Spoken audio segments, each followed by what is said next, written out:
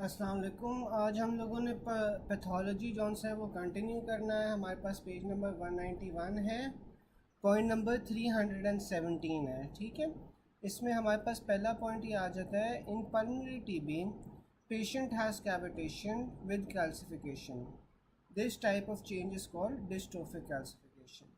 तो इस टेबल के अंदर हमें मेटास्टैटिक कैल्सिफिकेशन और डिस्ट्रोफिक कैल्सिफिकेशन के डिफरेंसेस बताए हुए हैं। जो हमारे पास मेटास्टैटिक कैल्सिफिकेशन है ना, ये हमारे पास प्रीवियसली हेल्दी टिश्यूज़ के अंदर होती है।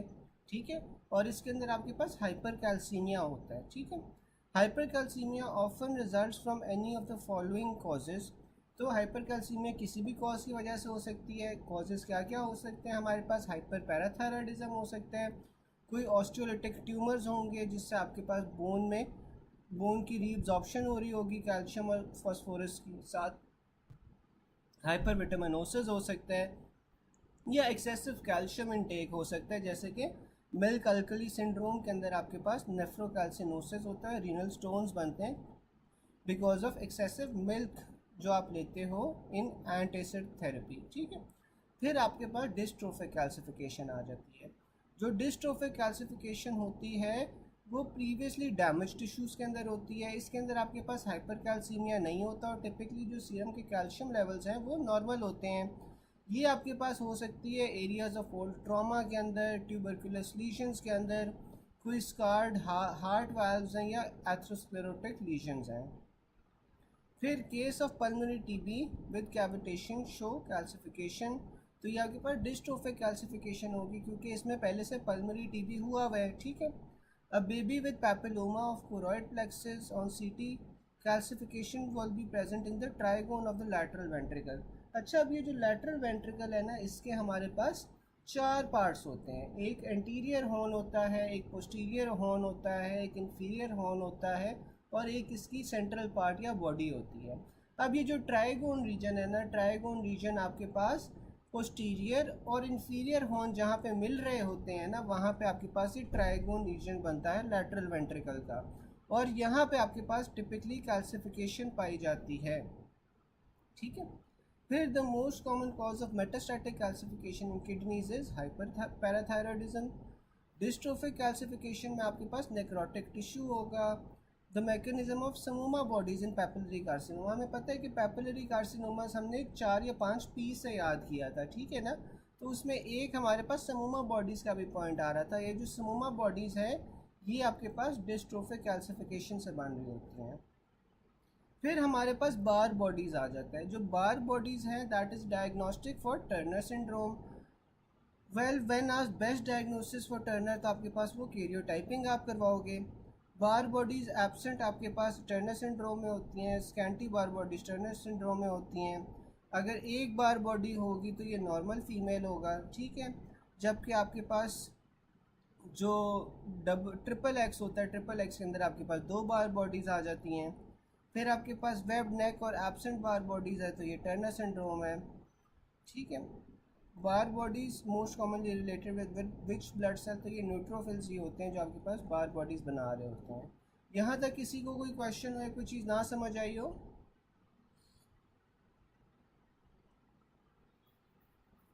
यहाँ तक किसी को कोई चीज़ ना समझ आई हो?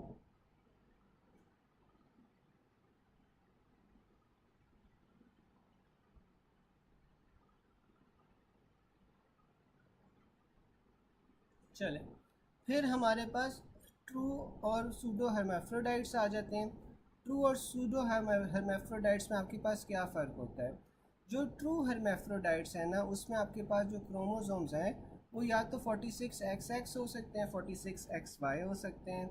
फिर जो सूडो हर्माफ्रोडाइट्स होते हैं उसके अंदर आपके पास 46XY यानी कि जो नॉर्मल मेल पैटर्न होता है वही होता है, और इसमें आपके पास एड्रीनोजेनिटल सिंड्रोम होता है। अब क्लाइनफेल्टर सिंड्रोम के अंदर आपके पास क्या जीनोटाइप आ जाता है? 47XY आ जाता है। टर्नर के अंदर आपके पास 45XO आ जाता है। मेल सूडो हर्माफ्रोडाइट में क्या होगा? 46XY, जबकि फीमेल सूडो हर्माफ्रोडाइट में आपके पास 46YY होगा। जो कंप्लीट मोल होता है, कंप्लीट मोल के अंदर आपके पास 46XX और 46XY आ जाते हैं। जो आपके पास पार्शियल मोल कैरियोटाइप होती है, इसमें 69 triple X, 69 double X Y, 69 X Y Y हो जाता है। फिर कंजेनिटल एड्रीनल हाइपरप्लेजिया में आपके पास 46 एक्स एक्स क्रोमोसोम्स होते हैं और इसमें एम्बिगुअस जेनिटेलिया होते हैं। फिर composition of urine in adrenogenital syndrome will be 17 alpha ketosteroid, decrease cortisol and decrease pregnenolone. I am hoping कि ये भी मैंने आपको कुछ दिन पहले ही सारा चीज़ें डिटेल में करवाई थी, आप लोगों को याद होगी। अगर इसमें से कोई चीज़ दोबारा से समझनी है तो आप लोग मुझे बता दो, मैं आपको दोबारा से समझा देता हूँ। वैसे ये सारी चीज़ें मैंने कुछ दिन पहले करवाई थी, तो इसमें से कोई पॉइंट है किसी को जो समझना हो?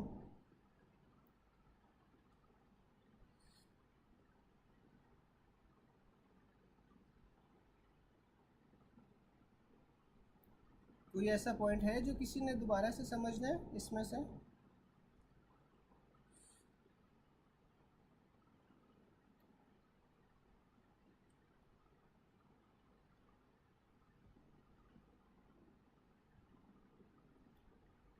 अच्छा चलो, फिर हमारे पास ना क्लाइन फिल्टर, टर्नर और मार्फन सिंड्रोम्स आ जाते हैं। अब जो क्लाइन फिल्टर सिंड्रोम है ना, क्लाइन फिल्टर सिंड्रोम में आपके पास कैरियोटाइप 47 होता है, 47 क्रोमोसोम्स होते हैं, जो आपके पास एक्स एक्स वाई होता है, ठीक है। इसमें ये मेल्स में मैनिफेस्ट होता है, लेकिन मेल्स के अंदर आपको गैनिकोमास्टिया मिलेगा, साथ में टॉल स्ट्रेचर मिलेगा और मेल हाइपोगोनाडिज्म मिलेगा, एट्रोफिक टेस्टिस होंगे। टर्नर्स के अंदर आपके पास 45XO आ जाता है, ये आपके पास फीमेल्स में होता है और फीमेल्स के अंदर हाइपोगोनाडिज्म हो रही होती है। ओवरीज जौन सी होती हैं वो रिप्लेस हो गई होती हैं फाइब्रोस्ट्रीक के साथ। जो आपके पास इन्फेंटाइल जेनिटेलिया होता है और ब्रेस्ट की डेवलपमेंट नहीं हो पाती सही तरह। शॉर्ट स्टेचर होगा, वेब नेक होगी। It is associated with coarctation of aorta, जिसमें आपको रेडियो फेमोरल डिले मिलेगा। Turner syndrome is also associated with auto antibody mediated hypothyroidism, ठीक है। तो टर्नर सिंड्रोम में आपके पास हाइपोथायराइडिज्म हो रहा होता है, which is auto antibody mediated, ठीक है, ऑटो इम्यून हाइपोथायराइडिज्म हो रहा होता है। इसमें आपको हॉर्स शू किडनी मिलेगी, ठीक है, और इसमें कोई बार बॉडीज़ नहीं होंगी और सबसे कॉमन कॉज है प्राइमरी एमेनोरिया का टर्नर सिंड्रोम। फिर उसके बाद मार्फन सिंड्रोम आ जाता है। Marfan syndrome is a connective tissue disorder due to deficiency of fibrillin. तो फाइब्रिलिन की डिफिशियंसी की वजह से आपके पास मार्फन सिंड्रोम हो रहा होता है। और जो मार्फन सिंड्रोम है इसमें आपके पास स्केलेटल डिफेक्ट्स आ जाते हैं। स्केलेटल डिफेक्ट्स में आपके पास क्या होता है कि जो पेशेंट होगा वो टॉल होगा, थिन होगा, हाइपर एक्सटेंसिबल उसके जॉइंट्स होंगे, स्पाइडर लाइक फिंगर्स होंगी। विजुअल डिस्टर्बेंसेस भी आती हैं कि आपके पास लेंस की डिसलोकेशन हो जाती है, इसे आप एक्टोपिया लेंटिस कहते हो। और साथ में कार्डियोवास्कुलर में आपके पास आयोटिक डायसेक्शन आ जाती है, ठीक है। अच्छा, अब ये भी आपने याद रखना है कि देखो जो मार्फन सिंड्रोम है, मार्फन सिंड्रोम में आपके पास आयोटिक डायसेक्शन होती है, जबकि टर्नर्स के अंदर it is associated with coarctation of aorta, ठीक है। Characteristic features of Turner syndrome में क्या होता है, आपके पास स्ट्रीक ओवरीज होती हैं, फीमेल हाइपोगोनाडिज्म हो रही होती है, शॉर्ट स्टेचर, वेब नेक, तो आपके पास ये टर्नर सिंड्रोम है। Characteristic feature of Turner syndrome क्या होता है, शॉर्ट स्टेचर होता है, ठीक है, जबकि क्लाइन फिल्टर के अंदर आपके पास टॉल स्टेचर होता है। Turner syndrome with stunted growth is the main feature. A woman presented with edema of dorsum of hand and nape of neck, तो आपके पास टर्नर सिंड्रोम है। इसमें आपके पास लिम्फेंजियोमा होता है, ठीक है ना। फिर आपके पास a female with primary amenorrhoea, web neck and height 141 centimetre, तो ये आपके पास टर्नर सिंड्रोम का सिनेरियो है। About Klinefelter syndrome, most appropriate statement के गायनोकोमिस्टिया आपके पास हमेशा प्रेजेंट होता है। क्लाइन फिल्टर सिंड्रोम में आपके पास लीडिक सेल्स का हाइपरप्लेजिया हो जाता है, ठीक है। फिर आपके पास और क्या आ जाता है कि patient with well developed breast, secondary sexual characteristics, लेकिन उसे प्राइमरी एमेनोरिया है। तो ये जेनिटल रिज एबनॉर्मेलिटीज़ है। जेनिटल रिजेस से हमारे पास क्या चीज़ बनती थी, जेनिटल रिजेस से हमारे पास ओवरीज बनती थी, तो अगर ओवरीज ही नहीं बन पाएंगी तो इस वजह से उसे प्राइमरी एमेनोरिया होगा। Lens dislocation with hyper mobile joints, तो ये आपके पास मार्फन सिंड्रोम आ जाता है। A tall young man presented with sudden excruciating chest pain and dyspnea. On examination BP 90/50 है, subluxation of lens है, तो ये आपके पास मार्फन सिंड्रोम है। And Marfan syndrome is associated with dissected aortic aneurysms. A tall man performing in a circus develops sudden excruciating tearing chest pain and lens dislocation. BP उसने बताया हुआ है कि 90/40 है, तो ये आपके पास जो कॉज है वो डिसेक्टिंग एयोर्टिक एन्यूरिज्म के साथ एसोसिएटेड होता है, ठीक है। फिर आ जाता है patient with mid systolic murmur, echo shows leaflet of left valve displaced upward and aortic insufficiency lens dislocation। तो ये मार्फन सिंड्रोम का सिनेरियो है, इसमें डिफेक्ट किस में होता है, फिब्रिलिन प्रोटीन में।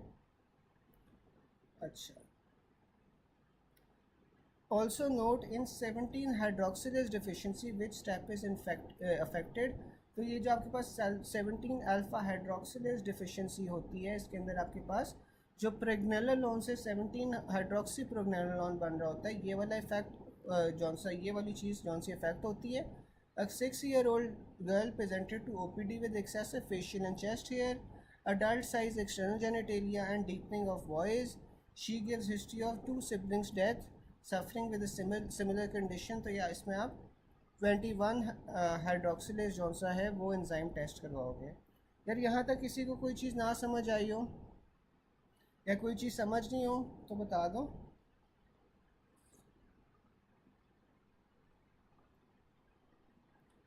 मुझे उम्मीद है ये आपको 21 हाइड्रोक्सिलेज डिफिशिएंसी वाली चीज़ भी पता होगी और 17 हाइड्रोक्सिलेज वाली चीज़ भी पता होगी पहले से।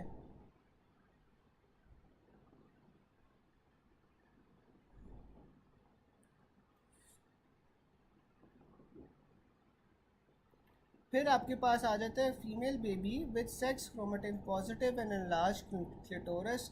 तो ये आपके पास एड्रीनोजेनिटल सिंड्रोम आ जाता है, ठीक है। फिर कंप्लीट मोल, पार्शियल मोल, ट्रू हर्माफ्रोडाइट और सूडो हर्माफ्रोडाइट्स में क्या क्या फ़र्क होता है। अब जो कंप्लीट मोल होता है ना, कंप्लीट मोल के अंदर आपके पास जो कैरियोटाइप है वो या तो 46XX या 46XY हो जाता है, इसमें कोई फीटल पार्ट्स प्रेजेंट नहीं होते। जो यूट्रस की अपीयरेंस है वो या तो हनी कोम्ड उसे कह सकते हैं, क्लस्टर ऑफ ग्रेप्स की तरह कह सकते हैं, या स्टोन स्टॉर्म अपीयरेंस कह सकते हैं जो अल्ट्रासाउंड पे आपको मिलती है। फिर आपके पास पार्शियल मोल आ जाता है। अब जो पार्शियल मोल है, पार्शियल मोल के अंदर आपके पास कैरियोटाइप्स कौन कौन सी हो सकती हैं, 69XXX, 69XXY और 69XYY। इसमें आपके पास फीटल पार्ट्स प्रेजेंट होते हैं। फिर आपके पास ट्रू हर्माफ्रोडाइट आ जाता है। अब जो ट्रू हर्माफ्रोडाइट है इसके अंदर आपके पास मेल और फीमेल टिश्यूज़ दोनों होंगे। तो it is characterised by ovarian and testicular tissue with ambiguous external genitalia and both X and Y chromosomes. जबकि जो आपके पास सूडो हर्माफ्रोडाइट है, this organism has gonads only of one sex but the appearance of external genitalia does not correspond to the gonads present, ठीक है। तो इसमें आपके पास जो सूडो हर्माफ्रोडाइट है उसमें क्या होता है कि आपके पास गोनाड्स एक ही सेक्स के होते हैं, लेकिन जो एक्सटर्नल जेनिटेलिया हैं वो आपके पास कॉरिस्पॉन्ड नहीं करते टू द गोनाड्स प्रेजेंट, ठीक है। कि लेट सपोज कि अगर आपके पास जो गोनाड्स हैं वो फीमेल के प्रेजेंट हैं तो जो एक्सटर्नल जेनिटेलिया हैं वो मेल के प्रेजेंट होंगे, तो इस तरह की कंडीशन हो जाती है। अब इसमें या तो मेल सूडो हर्माफ्रोडिज्म हो सकता है या फीमेल सूडो हर्माफ्रोडिज्म हो सकता है। अब जो मेल सूडो हर्माफ्रोडिज्म होगा उसमें जीनोटाइप तो मेल वाली होगी, ठीक है, लेकिन जो मेल वाले एक्सटर्नल जेनिटेलिया हैं ना वो आपके पास क्लियरली नहीं प्रेजेंट होंगे। जबकि जो आपके पास फीमेल सूडो हर्माफ्रोडिज्म है उसमें जो जीनोटाइप है वो आपके पास फीमेल वाला होगा, लेकिन जो फीमेल के एक्सटर्नल जेनिटेलिया हैं वो क्लियरली प्रेजेंट नहीं होंगे। कॉजेज़ जो मेल सूडो हर्माफ्रोडिज्म के उसमें क्या आ जाती है, टिश्यू रेजिस्टेंस टू एंड्रोजेंस जिसे हम टेस्टिकुलर फेमिनाइजेशन कहते हैं, that is the most common cause. जबकि जो फीमेल सूडो हर्माफ्रोडिज्म होती है उसके अंदर आपके पास adrenogenic hormones from congenital adrenal hyperplasia, ठीक है। ये दो कंडीशंस हमने पढ़ी थी। एक हमने पढ़ा था ये टेस्टिकुलर फेमिनाइजेशन जिसके अंदर आपके पास जो जीनोटाइप होता है वो मेल्स का होता है, लेकिन जो आपके पास ऑर्गन्स होते हैं वो रेजिस्टेंट होते हैं टू टेस्टोस्टेरॉन, ठीक है। जो आपके पास मेल ऑर्गन्स के रिसेप्टर्स होते हैं those are resistant to testosterone. जबकि जो फीमेल सूडो हर्माफ्रोडिज्म था उसमें आपके पास क्या हो रहा था, कंजेनिटल एड्रीनल हाइपरप्लेजिया हो रहा था, ठीक है। फिर आपके पास आ जाता है patient with 46XX and ambiguous genitalia. तो इसका क्या आपके पास डायग्नोसिस होगा, 46XX है ना, तो दिस इज़ फीमेल सूडो हर्माफ्रोडिज्म। तो इसमें आपके पास कंजेनिटल एड्रीनल हाइपरप्लेजिया आ जाएगा। A lady with 26-week gestation has uterine height of 24 weeks. On a sonography, there is no fetal part showing snowstorm appearance. Likely diagnosis आपके पास इसमें क्या होगा 46XX और ये आपके पास complete mole के example है. A normal looking girl with height 5 feet on ultrasound. She was having short blind vagina with no vulva, scanty pubic and axillary hair, normal breast, absent uterus. तो उसका karyotype 46XY है. A girl 18-year-old with history of amenorrhea, otherwise normal appearance and secondary sexual characteristics. Ultrasound पे आपको absent ovaries और uterus मिला है, तो ये आपके पास testicular feminization जौन सी है वो हो रही है. यहाँ तक किसी को कोई क्वेश्चन हो?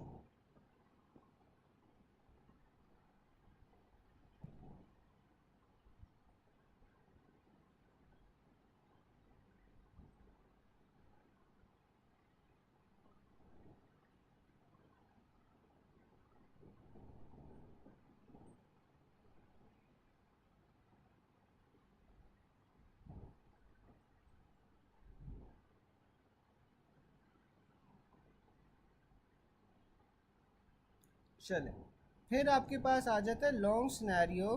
चाइल्ड विद हाइपोकैल्सीमिया या tetany having some cardiac problems and lots of viral infections. तो अब एक उसने सिनेरियो दिया हुआ है जिसके अंदर बच्चे को क्या हो रहा है, हाइपोकैल्सीमिया हो रही है. हाइपोकैल्सीमिया के साथ साथ कोई कार्डिक प्रॉब्लम्स भी हैं और साथ में दोबारा उससे वायरल इन्फेक्शन हो रहे हैं. दैट मीन्स कि उससे कोई जो से इम्यूनो डिफिशेंसी वाला मसला भी चल रहा है. ठीक है, तो ये किस चीज़ का कॉज है कि आपके पास 21q11 यानी कि डिजॉर्ज सिंड्रोम है. अब हम एक एक करके पढ़ लेते हैं. सबसे पहले हमारे पास क्रीडू चैट आ जाता है. क्रीडू चैट में आपके पास 5 P's होते हैं. क्राई ऑफ द कैट, तो इसमें आपके पास क्या निमोनिक आ रहा है, small head cat is crying because she lost $5 in a heart shape purse. ठीक है, तो इसमें आपके पास स्मॉल हेड से क्या आता है, माइक्रोसेफली. ठीक है, साथ में मेंटल रिटार्डेशन. कैट से क्या आ रहा है कि उसकी कैट लाइक क्राई होगी. फिर deletion of short arm of chromosome 5 और कंजेनिटल हार्ट डिजीजेस. ठीक है, तो ये सारी चीज़ें आपके पास क्रीडू चैट सिंड्रोम में अंदर होती हैं. फिर आपके पास डिजॉर्ज सिंड्रोम आ जाता है. ठीक है, डिजॉर्ज सिंड्रोम को आप 22q11 भी कहते हो या फिर आप कैच 22 सिंड्रोम भी कहते हो. और इसका जो निमोनिक है वो इटसेल्फ कैच 22 ही है. इसमें आपके पास क्या क्या हो रहा है, कार्डियक अबनॉर्मलिटीज़ हो रही हैं. फिर अबनॉर्मल फेसेस हो रही है, यानी कि आपका जो फेस है वो सही तरह नहीं डेवलप हो पाता. फिर टी सेल डेफिसिट हो रही है. अब टी सेल डेफिसिट क्यों हो रही है, बिकॉज ऑफ थाइमिक हाइपोप्लेजिया, क्योंकि आपको पता है कि जो टी सेल्स हैं वो मैच्योर थाइमस में जाके होते हैं. ठीक है, तो अगर वो थाइमस में जाके मैच्योर नहीं हो पाएंगे तो आपको रिकरेंट इन्फेक्शंस होंगी.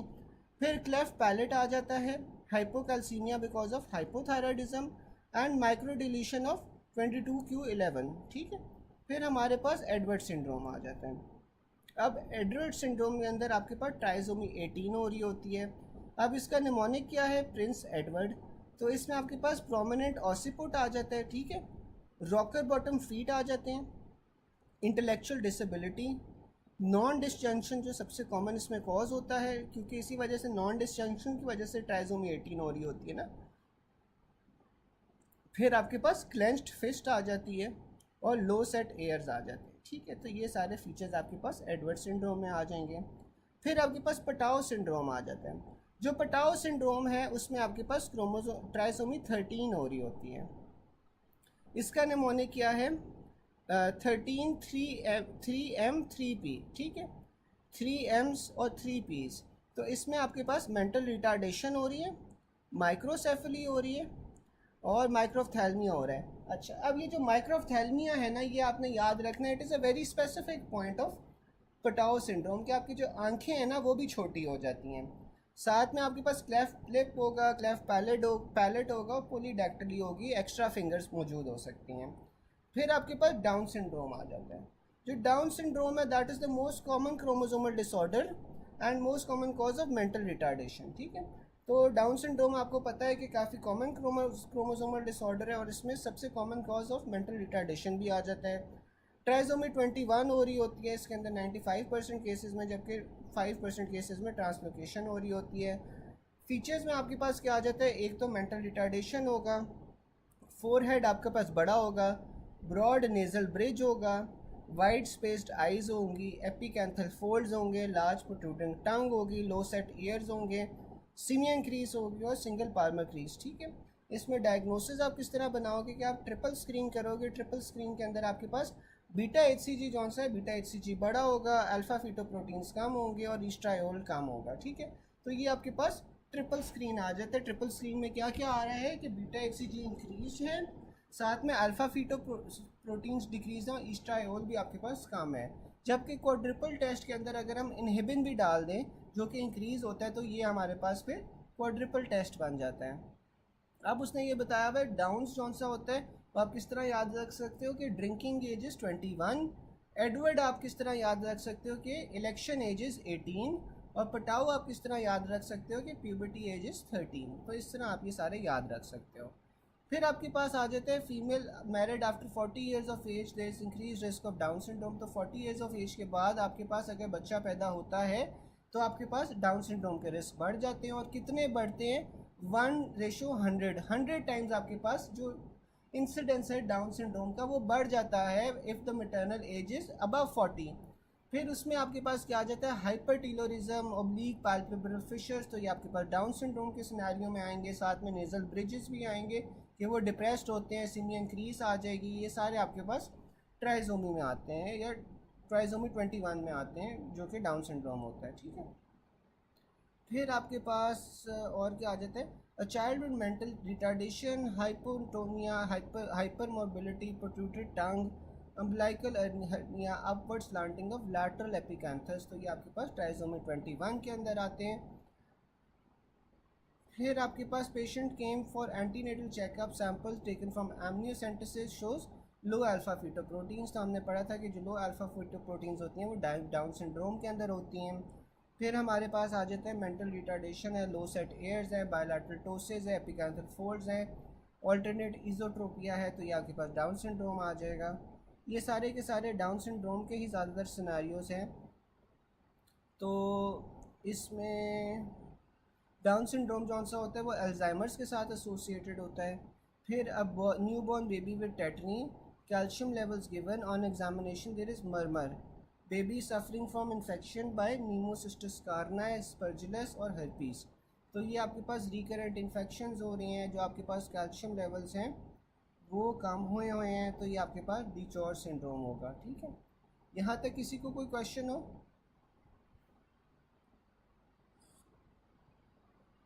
यहाँ तक किसी का कोई क्वेश्चन?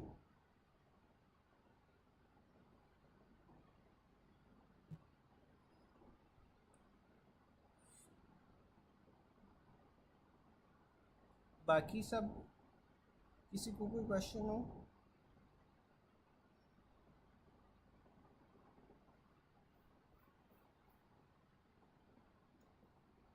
चले, फिर हाइपरट्रोफी क्या होती है। हाइपरट्रोफी में आपके पास सेल का साइज इंक्रीज हो रहा होता है which results in the increase size of an organ. Hyperplasia में क्या हो रहा होता है, नंबर ऑफ सेल्स इंक्रीज हो रहे होते हैं और उससे भी आपके पास साइज ऑफ ऑर्गन बढ़ जाता है। फिर आपके पास एग्जाम्पल्स में जो हाइपरप्लेजिया का है वो क्या आता है, glandular proliferation of breast during pregnancy.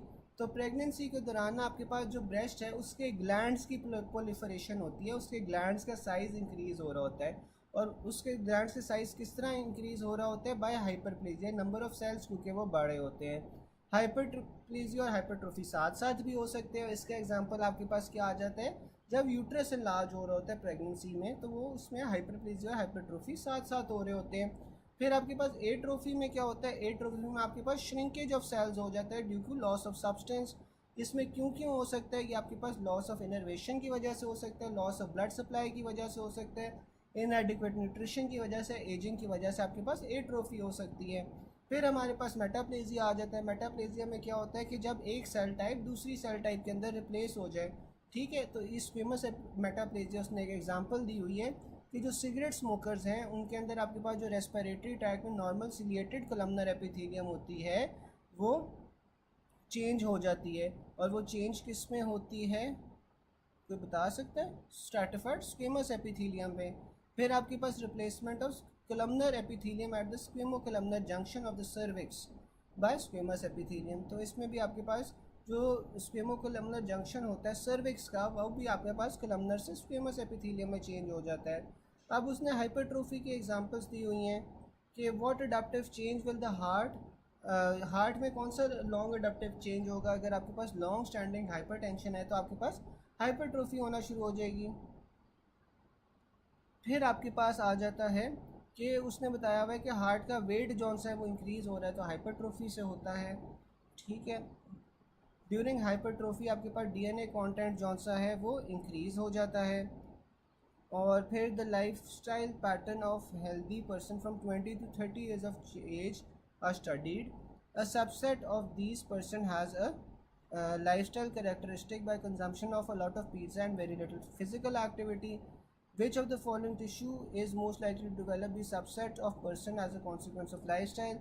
तो आपके पास जो स्टीएट्रोसाइट्स है, स्टीएट्रोसाइट्स क्या होते हैं, फैट सेल्स होते हैं, उनकी हाइपरट्रोफी होना शुरू हो जाएगी अगर वो इस तरह का लाइफस्टाइल रह रहा है, ठीक है। यहाँ तक किसी को कोई क्वेश्चन?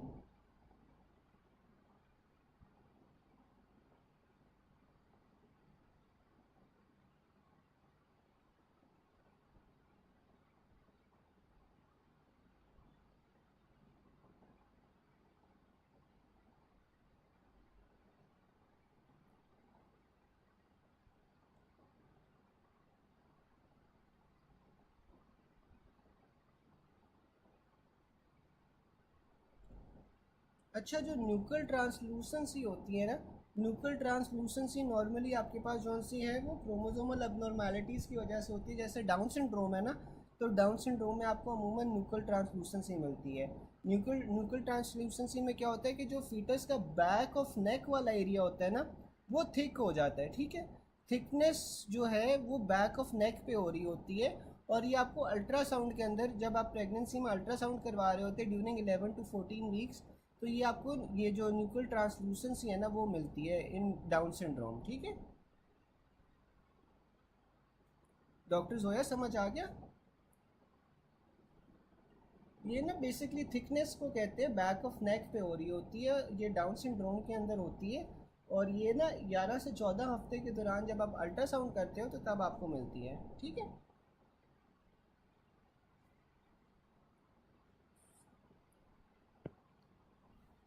फिर हमारे पास हाइपरप्लेजिया आ जाता है। तो जो रीजनरेशन होती है लिवर की वो हाइपरप्लेजिया के अंदर से होती है। आपको पता है कि लिवर ट्रांसप्लांट अगर आप करते हो तो उसमें जो आप लिवर डोनेट कर रहे होते हो वो बिल्कुल एक छोटा सा पीस होता है लिवर का, और जब आप वो डोनेट कर देते हो तो लिवर रीजनरेट्स इटसेल्फ, और वो किस तरह रीजनरेट कर रहा होता है, हाइपरप्लेजिया के थ्रू, ठीक है।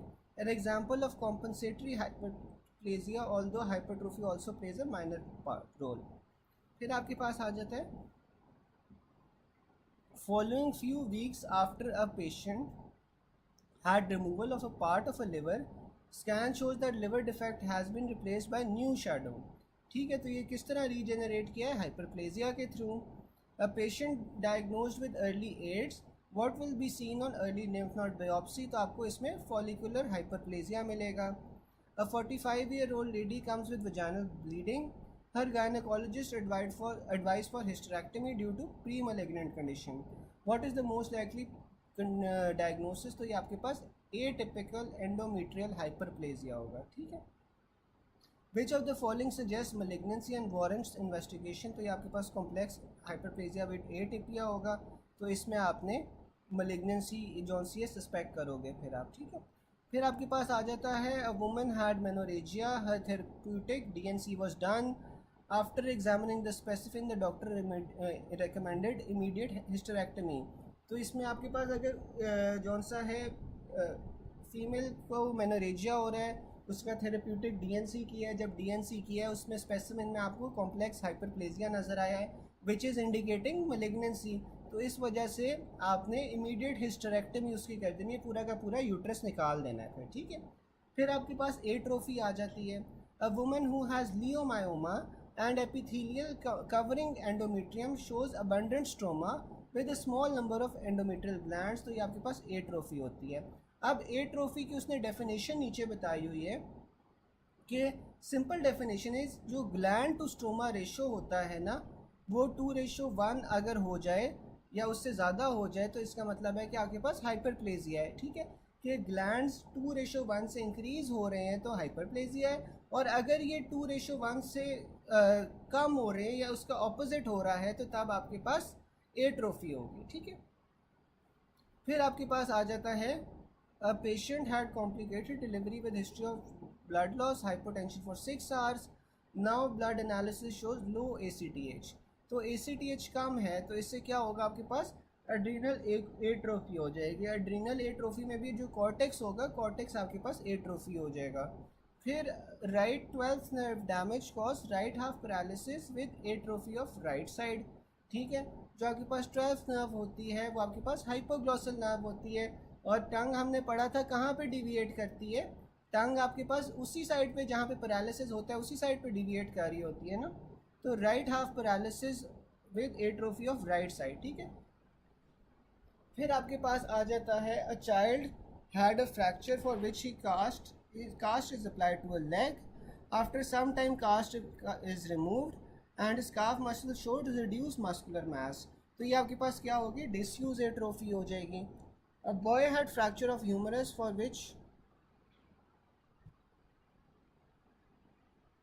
किसकी किस चीज़ में आप बात कर रहे हैं doctor Sadia, Sheehan syndrome is greater than adrenal atrophy.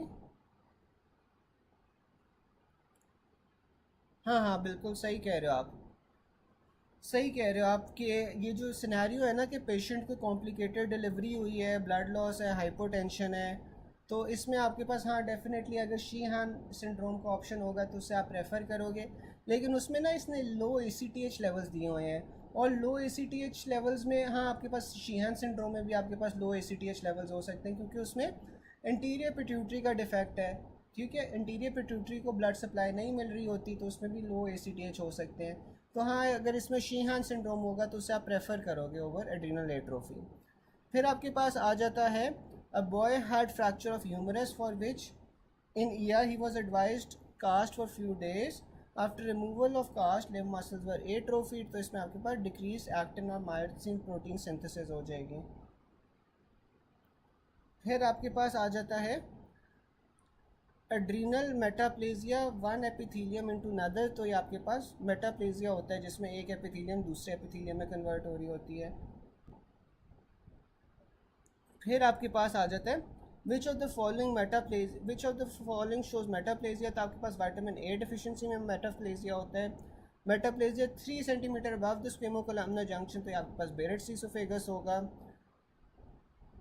फिर ये सारे मेटाप्लेजिया की सिनेरियो हैं इसमें अभी तक। अच्छा, a person had swelling on the upper arm due to some injury, swelling remain 3 months but resolve in 1 year। तो ये आपके पास ये जौन सा है मायोसाइटस ऑसिफिकेंस का सिनेरियो है, ठीक है। और इसमें भी आपके पास जौन सा है मसल के अंदर कोई अबनॉर्मल बोनी ग्रोथ हो रही होती है, उससे हम ये कहते हैं, ठीक है। फिर उसके बाद आ जाता है after accident a mass developed on shoulder region which regresses after 3 months। तो ये डायग्नोसिस मेटाप्लेजिया है, ठीक है। तो ये सारे मेटाप्लेजिया के सिनेरियो हैं। फिर आपके पास breast mass showing features of firm fibrous mass, gross appearance of fibroadenoma, ठीक है। तो ये आपके पास डेस्मोप्लेजिया है, ठीक है। डेस्मोप्लेजिया में आपके पास क्या हो रहा होता है, कोई बता सकता है?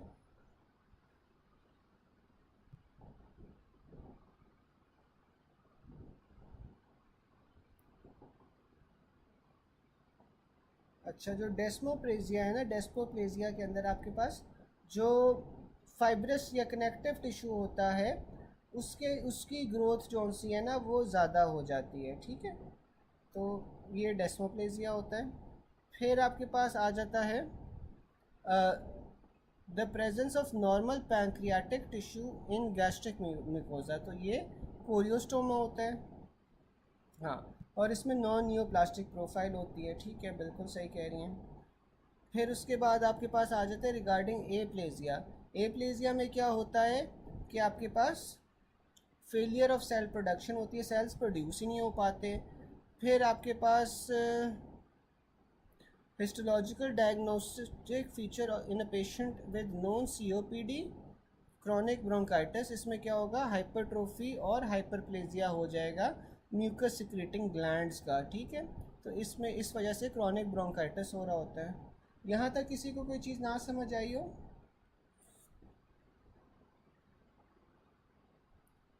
यहाँ तक गैस किसी को कोई चीज़ ना समझ आई हो?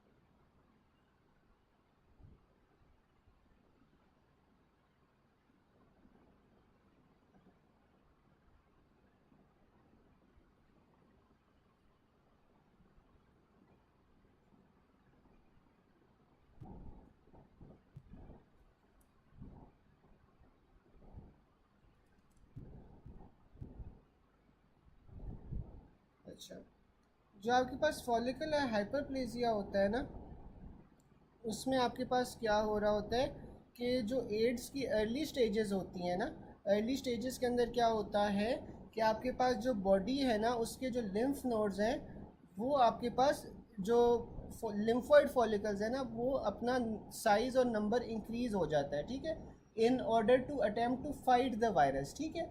बाद में तो आपके पास इम्यून डिफिशिएंसी हो जाती है ना, लेकिन जब शुरू में जो अर्ली स्टेजेस होती हैं एड्स की, उसमें आपके पास क्या हो रहा होता है कि फॉलिकुलर हाइपरप्लेजिया हो रहा होता है। फॉलिकुलर हाइपरप्लेजिया में आपके पास क्या हो रहा होता है कि जो लिम्फ नोड्स हैं, उनका जो नंबर है और साइज़ है वो इंक्रीज़ हो जाता है to produce more amount of lymphocytes, ताकि वो वायरस को फाइट ऑफ कर सकें, ठीक है। तो ये आपके पास फॉलिकुलर हाइपरप्लेजिया होता है एड्स के अंदर। डॉक्टर बलोच, समझ आ गई ये वाली बात?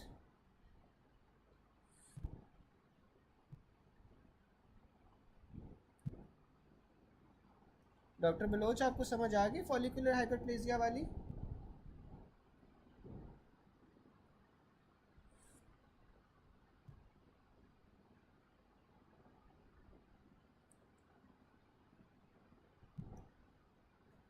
अच्छा, नहीं, मेरा नहीं ख्याल कि इस तरह का कोई सिनेरियो आता है जिसके अंदर वो एक्टिन या मायोसिन में से कोई एक पूछेगा, ठीक है।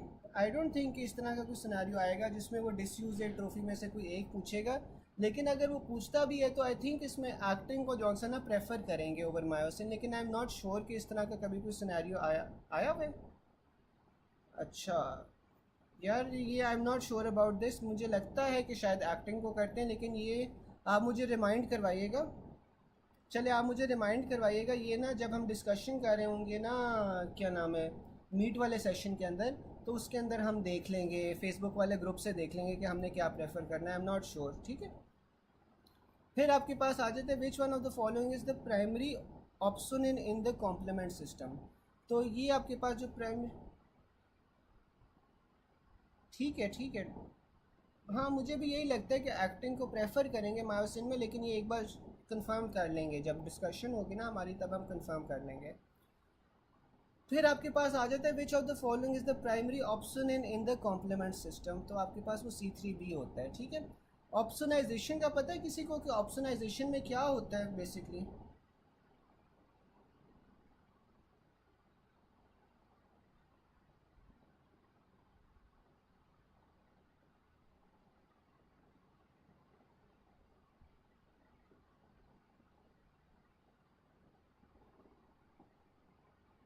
अब जो ऑप्शनाइजेशन होती है ना, इसमें क्या हो रहा होता है कि जो आपके पास पैथोजेंस होते हैं, जैसे कि जो बैक्टीरिया और वायरसेस होते हैं, वो आपस में उसे एग्रीगेट करवा देता है। एग्रीगेट करवा के आपके पास इसका फ़ायदा क्या होता है कि ये जौन सा होता है ना, रिकग्नाइजेबल हो जाता है इम्यून सेल्स से, ठीक है। जैसे कि मैक्रोफेजेस और न्यूट्रोफिल्स जौन से ना इसे देख लेते हैं, मार्क कर लेते हैं, और इस वजह से जो फेगोसाइटोसिस है ना, वो इंक्रीज़ हो जाती है, ठीक है। तो ये आपके पास ऑप्शनाइजेशन होता है। ऑप्शनाइजेशन C3b की वजह से हो रही होती है और IgG की वजह से हो रही होती है, ठीक है।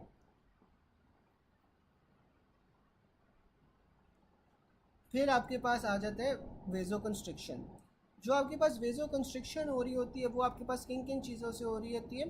थ्रोम्बोक्सिन A2 की वजह से हो रही होती है। थ्रोम्बोक्सिन A2 याद है हम लोगों ने पढ़ा था कि जब आपके पास जो डैमेज्ड एपिथेलियम होती है वहाँ पे आपके पास ये थ्रोम्बोक्सिन A2 बन रहा होता है, वहाँ पे आपके पास वेजोकंस्ट्रिक्शन होती है और वेजोकंस्ट्रिक्शन के साथ साथ प्लेटलेट की एग्रीगेशन हो रही होती है जहाँ पे आपके पास प्राइमरी प्लेटलेट प्लग बन रहा होता है। फिर उसके साथ साथ आपके पास LTC4, LTD4 और LTE4 आ जाते हैं जो वेजोकंस्ट्रिक्शन करवा रहे होते हैं। हाँ बिल्कुल। और फिर आपके पास PAF आ जाता है, ये भी वेजोकंस्ट्रिक्शन करवा रहा होता है। फिर आपके पास वेजोडाइलेशन आ जाती है, जो वेजोडाइलेशन है वो आपके पास प्रोस्टाग्लैंडिन I2 करवा रही होती है। प्रोस्टाग्लैंडिन I2 इनहिबिट कर रही होती है प्लेटलेट एग्रीगेशन को, ठीक है। इसका थ्रोम्बोक्सिन A2 से ऑपोजिट इफेक्ट होता है, इसीलिए जो आप, और ये साथ में वेजोडाइलेटर भी होती है। फिर आपके पास प्रोस्टाग्लैंडिन D2, E2 और F2 अल्फ़ा आ जाते हैं। फिर ब्रेडिकाइनिन, फिर PAF और नाइट्रिक ऑक्साइड, ठीक है। तो ये आपके पास वेजोडाइलेशन में आ जाएंगे। फिर एनाफाइलैक्सिस के अंदर आपके पास C3A, C4A और C5A आ जाते हैं। एनाफाइलैक्सिस में आपके पास क्या हो रहा होता है, एलर्जिक रिएक्शंस हो रहे होते हैं, तो इसमें C3A, C4A और C5A आ जाते हैं। फिर जो न्यूट्रोफिल फेगोसाइटोसिस वाला कौन सा पॉइंट मैंने बताया है, अच्छा, जो आई थिंक मैं ऑप्शनाइजेशन की आप बात कर रहे हो। हाँ, अब यार जो ऑप्शनाइजेशन होती है ना, बेसिकली क्या होता है कि ये जो आपके पास C3B है और साथ में IgG है ना, ये आपके पास बहुत सारे जो पैथोजेंस होते हैं ना उन्हें इकट्ठा कर रहे होते हैं, ठीक है। वो इकट्ठा करके आपके पास ना एग्रीगेट एक बना देते हैं, जिस वजह से आपके पास ये मार्क हो जाते हैं। मार्क होने से क्या होता है कि जो आपके पास मैक्रोफेजेस हैं वो आराम से इसे फेगोसाइटोज कर सकते हैं। तो ऑप्शनाइजेशन का ये काम होता है कि ये पहले सारे जो एंटीजेंस होते हैं बैक्टीरिया वगैरह के, उन्हें सारों को इकट्ठा करें, इकट्ठा करके मार्क करें। मार्क करने के बाद ये आसानी हो जाती है कि जो आपके पास मैक्रोफेजेस हैं वो फेगोसाइटोज कर सकें इन्हें, ठीक है, जो फॉरेन पार्टिकल्स हैं उन्हें। फिर आपके पास आ जाता है न्यूट्रोफिल कीमोटैक्सिस। न्यूट्रोफिल कीमोटैक्सिस का क्या मतलब है कि जहाँ पे आपके पास साइट ऑफ इन्फेक्शन है, क्योंकि न्यूट्रोफिल्स अक्यूट इन्फेक्शन के अंदर होते हैं ना, आपको अक्यूट इन्फेक्शन में देखे जाते हैं, तो जो आपके पास साइट ऑफ इन्फेक्शन है ना, वहाँ पे जो मॉलिक्यूल्स न्यूट्रोफिल्स को बुला रहे होंगे कि यहाँ पे इन्फेक्शन है, यहाँ पे आपने आना है, तो वो मॉलिक्यूल्स कौन से होते हैं, C5A, LTB4 और IL8, ठीक है। ये मॉलिक्यूल्स होते हैं जो न्यूट्रोफिल कीमोटैक्सिस करवा रहे होते हैं। फिर ऑप्शनेंस में आपके पास C3B और IgG आ जाते हैं। फिर आपके पास साइटोलिसिस में आपके पास क्या होता है, C5B9 आ जाता है, जो कि आपके पास साइटोलिसिस करवा रहा होता है बाय मेम्ब्रेन अटैक कॉम्प्लेक्स, ठीक है। फिर आपके पास mediator of pain in acute inflammation कौन से होते हैं, वो ब्रेडिकाइनिन और प्रोस्टाग्लैंडिन्स होते हैं। जो ल्यूकोसाइट्स की एडहीजन करवा रहे होते हैं वो आपके पास LFA1 होते हैं, और जो सेलुलर एडहीजन करवा रहे होते हैं, सेलुलर एडहीजन आपके पास ICAM और VCAM करवा रहे होते हैं, ठीक है। यहाँ तक किसी को कोई बात ना समझ आई हो?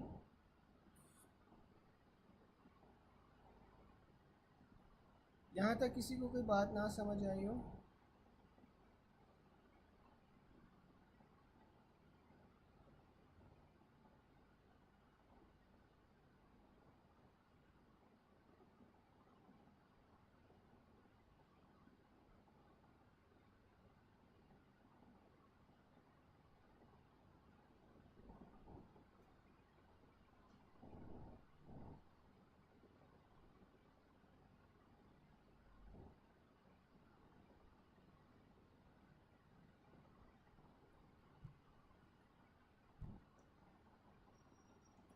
अच्छा, अब जो ये LFA1 है ना, LFA1 आपके पास जौन सा होता है, ये वाइट ब्लड सेल्स की सरफेस के ऊपर प्रेजेंट होता है, जैसे कि लिम्फोसाइट्स, ठीक है।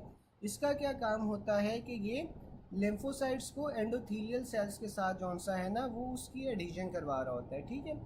जो ICAM है, ये एक और एडिशन मॉलिक्यूल है, ये आपके पास सरफेस ऑफ एंडोथीलियल सेल्स पे भी पाया जाता है और साथ में इम्यून सेल्स के ऊपर भी पाया जाता है। जो ICAM होता है वो LFA1 के साथ इंटरेक्ट करता है और फैसिलिटेट करवाता है एडिशन के अंदर, ठीक है।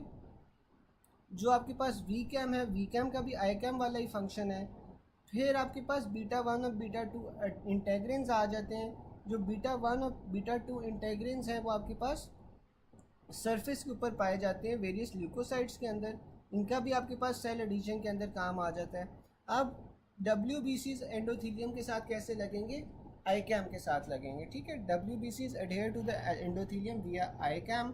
फिर इसमें आ जाता है सर्कुलेटिंग ल्यूकोसाइट्स इनिशियली टेथर विया सेलेक्टेंस टू द एंडोथीलियम। जो आपके पास सर्कुलेटिंग ल्यूकोसाइट्स होते हैं, वाइट ब्लड सेल्स होते हैं, वो एंडोथीलियम के साथ सेलेक्टेंस से लगते हैं, फिर फर्मली एडहेयर करते हैं विया बीटा 1 बीटा 2 इंटेग्रिन्स। जो LFA1 होता है वो जो ये लग जाता है उससे अपरेगुलेट करता है अलॉन्ग विद MAC1, और फिर both of them can bind to the endothelium ICAM, ठीक है। फिर आपके पास ये आईकैम के ऊपर जाके लग जाएंगे। तो इसमें भी आपके पास अगर LFA1 का ऑप्शन होता ना कि WBC जो एडहेयर करते हैं एंडोथीलियम के साथ, वो LFA1 से साथ करते हैं, ठीक है।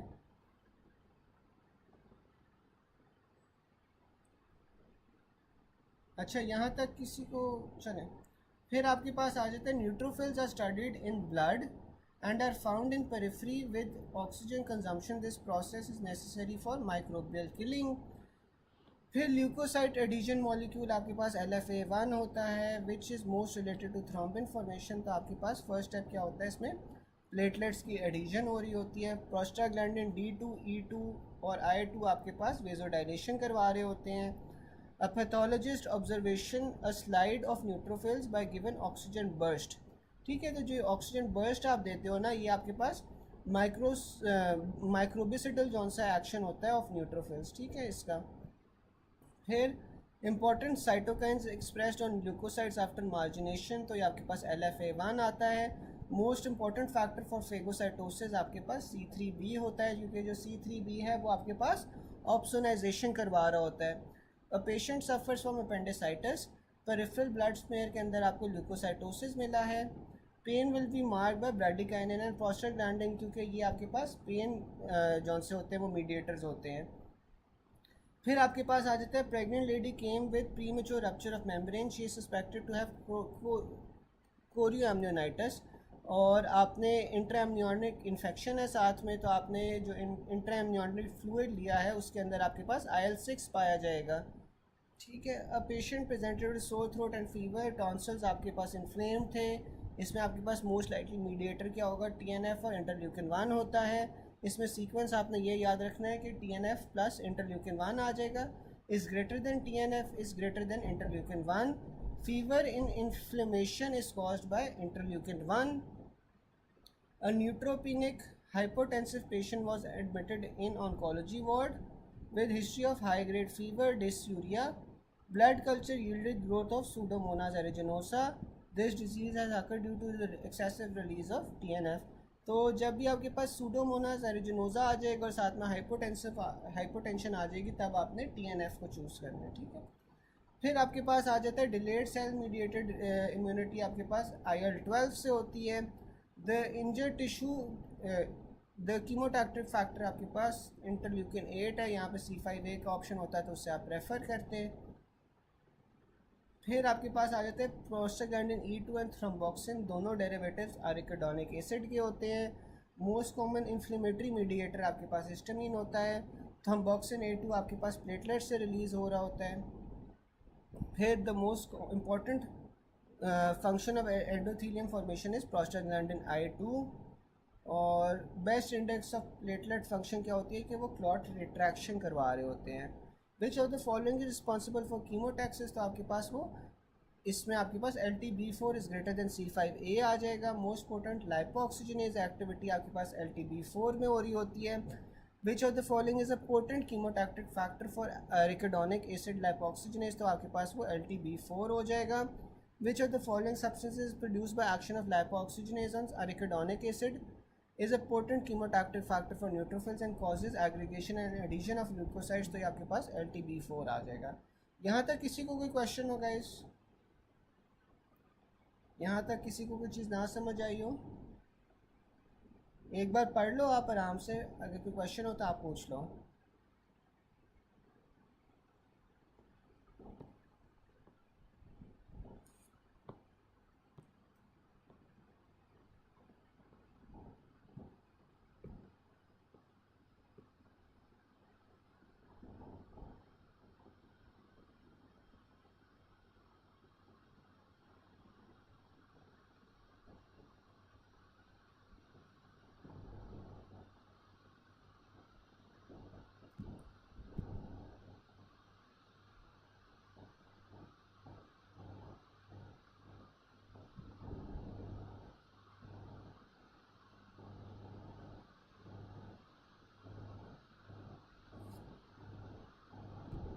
किसी को कोई क्वेश्चन नहीं है अभी तक?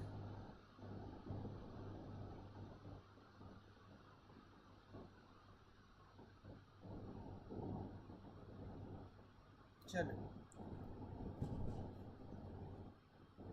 फिर आपके पास अगला पॉइंट आ जाता है, person with suffering from parasitic infection which type of cell is raised. तो पैरासिटिक इन्फेक्शन के अंदर आपके पास इयोसिनोफिल्स रेज्ड होते हैं, ठीक है। करेक्टरिस्टिक ऑफ सेल टाइप्स, तो आपके पास न्यूट्रोफिल्स आ जाते हैं, मोनोसाइट्स, लिम्फोसाइट्स, इयोसिनोफिल्स, बेसोफिल्स और मास्ट सेल्स। अब ये इन सारे सेल्स की क्या क्या कैरेक्टरिस्टिक्स होती हैं? जो न्यूट्रोफिल्स होते हैं ये मल्टी लोब्ड होते हैं, यानी कि इनमें मल्टीपल लोब्ड न्यूक्लियस होते हैं। The most prominent cells in acute inflammation in the first 24 hours और डिसअपेयर ये कर जाता है 24 से 48 आवर्स में। कॉज इंक्लूड बैक्टीरियल इन्फेक्शन, या फिर कोई भी अक्यूट इन्फ्लेमेशन का इंसिडेंस होगा, जैसे इन्फेक्शन है तो वहाँ पे आपके पास न्यूट्रोफिल्स पाए जाएंगे। फिर मोनोसाइट्स क्या होते हैं? मोनोसाइट्स मैक्रोफेजेस के अंदर डिफ्रेंशिएट होते हैं। आफ्टर 1 to 2 डेज न्यूट्रोफिल्स जो से होते हैं वो रिप्लेस हो जाते हैं मोनोसाइट मैक्रोफेजेस से, और ये आपके पास क्रॉनिक इन्फ्लेमेशन में भी इन्वॉल्व होते हैं। अब आपको cause of monocytosis in any chronic inflammation जैसे कि टीबी या मैलिग्नेंसी। फिर आपके पास लिम्फोसाइट्स आ जाते हैं। लिम्फोसाइट्स आपके पास बी सेल्स होते हैं, टी सेल्स होते हैं, नेचुरल किलर सेल्स होते हैं। जो ये आपके पास वायरल इन्फेक्शंस होती हैं उसमें लिम्फोसाइट्स प्रोमिनेंट होते हैं। फिर आपके पास इयोसिनोफिल्स आ जाते हैं। इयोसिनोफिल्स डिफेंड अगेंस्ट हेलमिंथिक इन्फेक्शंस, ठीक है। ये पैरासाइट्स के खिलाफ जौन सा होता है ना, आपके पास इयोसिनोफिल्स आ जाते हैं। And increase in response to allergies. Cause of eosinophilia के लिए आप उसने निमोनिक बताया हुआ है NAACP। इसमें आपके पास neoplasia, asthma, allergic processes, chronic adrenal insufficiency और पैरासाइट सारों के अंदर आपके पास इयोसिनोफिल्स रेज हो रहे हैं। फिर आपके पास बेसोफिल्स आ जाते हैं। जो बेसोफिल्स होता है वो मीडिएट कर रहा होता है एलर्जिक रिएक्शंस को। डेंसली बेसोफिलिक ग्रैन्यूल्स के अंदर आपके पास हेपरिन होता है जो कि एक एंटीकोगुलेंट है, और साथ में हिस्टामीन होता है जो कि एक वेजोडाइलेटर है। मास्ट सेल्स भी आपके पास एलर्जिक रिएक्शंस को मीडिएट कर रहे होते हैं, और they originate from the same precursor as the basophils. Release histamine, heparin and eosinophilic chemotactic factor, ठीक है। फिर आपके पास न्यूट्रोफिल्स में आपके पास जो पस होती है, पस के अंदर आपके पास डेड न्यूट्रोफिल्स होते हैं। Pyogenic abscess enzymes are release by neutrophils. Suppuration किसी भी एब्सेस में आपके पास न्यूट्रोफिल से हो रही होती है। Which of the following will be seen in microscopy और अक्यूट अपेंडिसाइटिस, तो इसमें आपके पास न्यूट्रोफिल्स पाए जाएंगे मस्कुलर वॉल के अंदर। After acute MI, free radicals produced in reperfusion injury bye neutrophils. तो अगर आपने MI के अंदर रीपरफ्यूजन इंजरी कब होती है? जब MI के अंदर आपके पास दोबारा से आप ऑक्सीजन दे दो उस वाले टिश्यू को, तो रीपरफ्यूजन इंजरी का खतरा होता है, और वो न्यूट्रोफिल्स की वजह से होता है।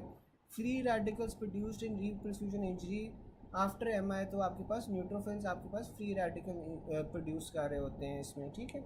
Most common cells during early 48 hours of acute inflammation, तो आपके पास वो न्यूट्रोफिल्स होंगे।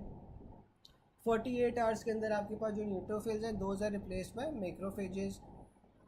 तो इसमें आपने ये याद रखना है यार कि 24 से 48 आवर्स के अंदर आपके पास न्यूट्रोफिल्स होते हैं और वो मैक्रोफेजेस से रिप्लेस हो रहे होते हैं।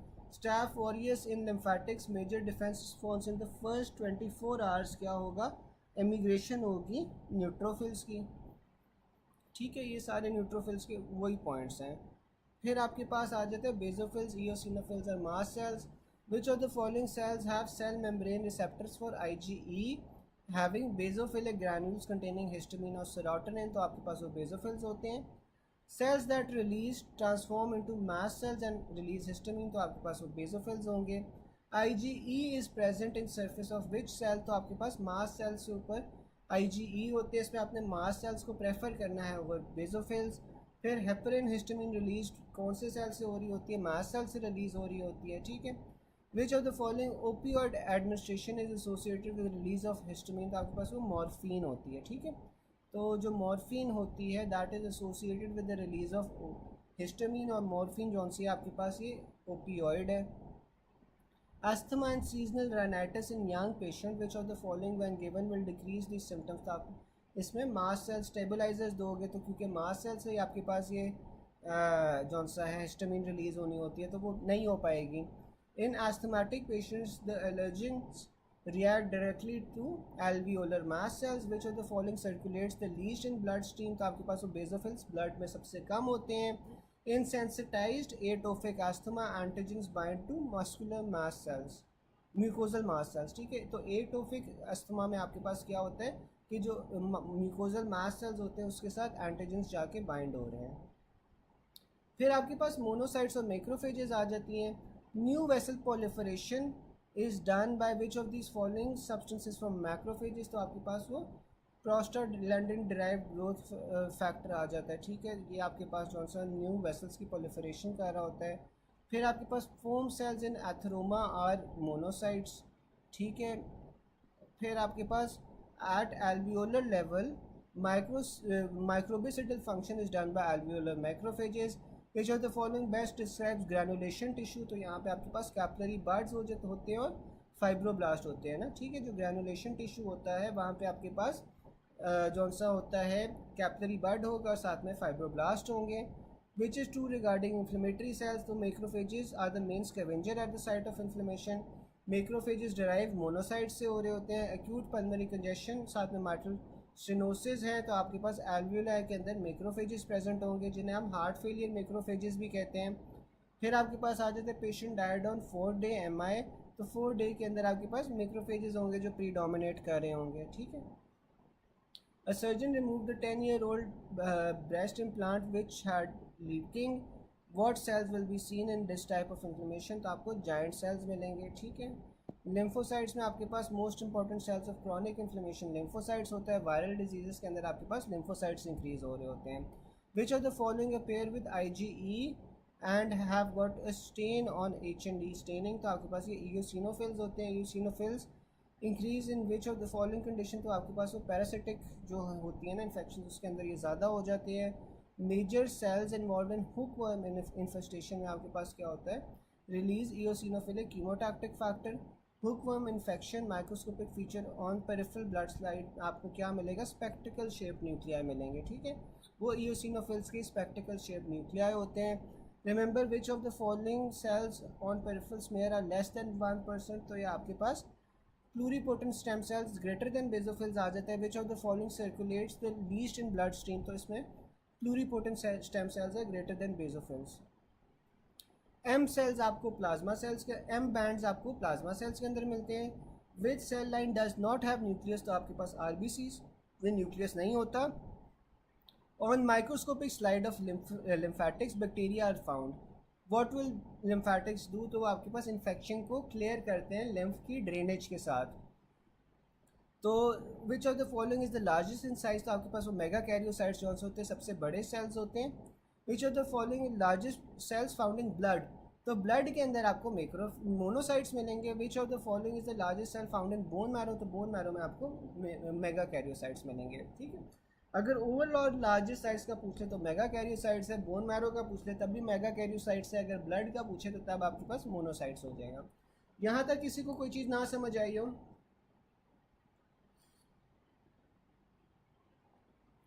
गाइस यहाँ तक किसी को कोई चीज़ ना समझ आई हो?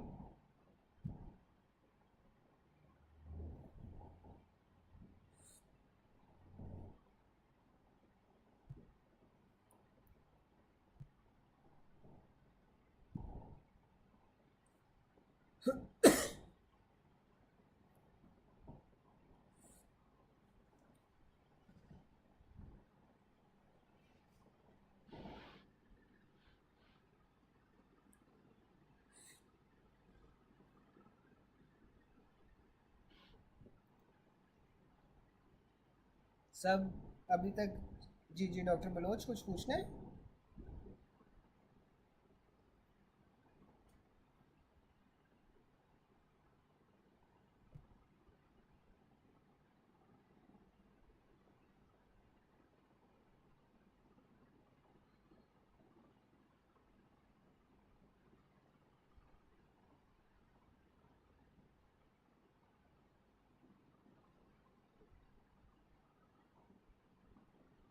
अच्छा, डॉक्टर बलोच पूछ रहे थे जो हार्ट फेलियर सेल्स होते हैं वो लिम्फोसाइट्स होते हैं या मैक्रोफेजेस होते हैं।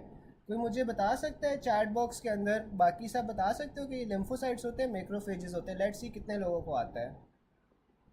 चार्ट बॉक्स में आप लोग बता सकते हो कि ये जौन सा है लिम्फोसाइट्स होंगे या मैक्रोफेजेस होंगे?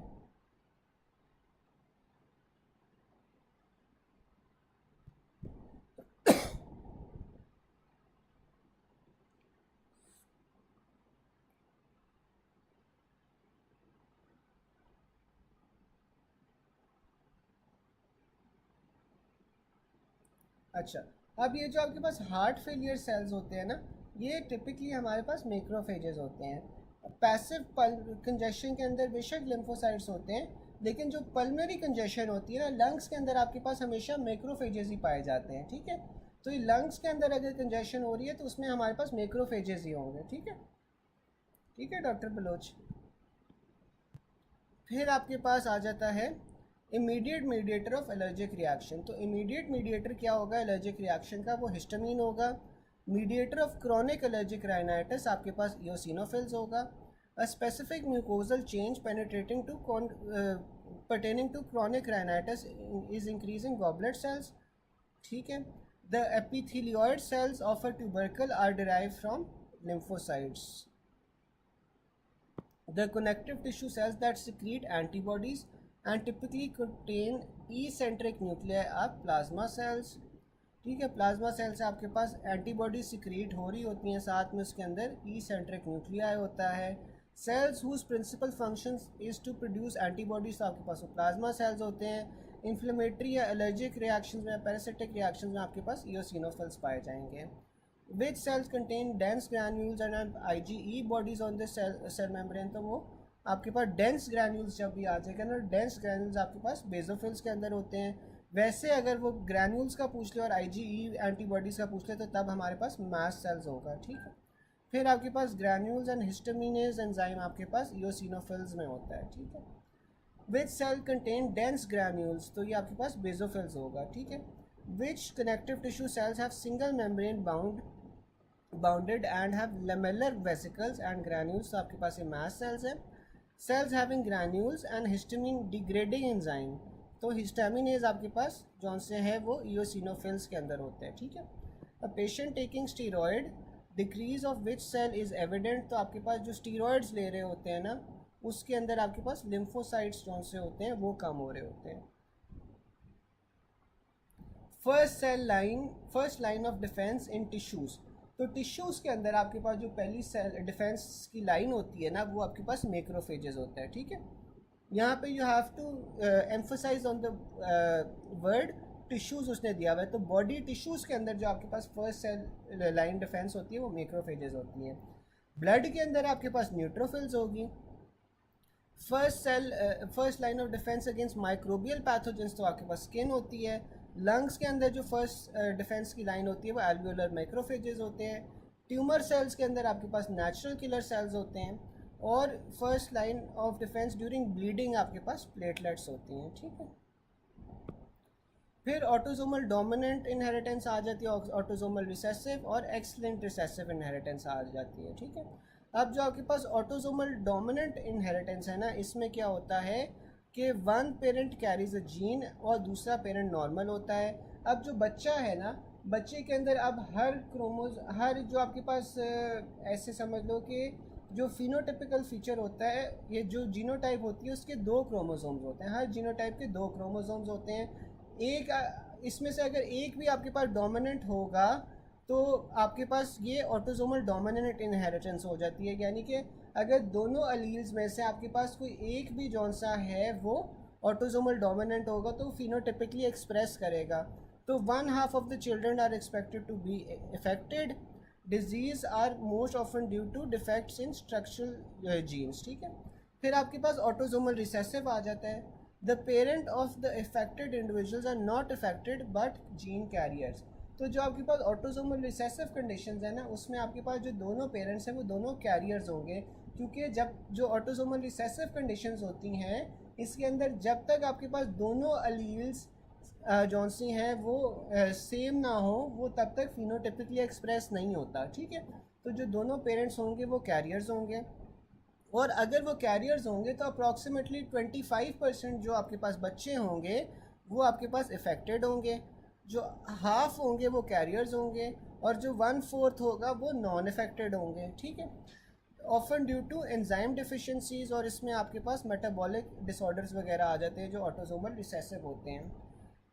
फिर आपके पास एक्स लिंक रिसेसिव इनहेरिटेंस आ जाती है।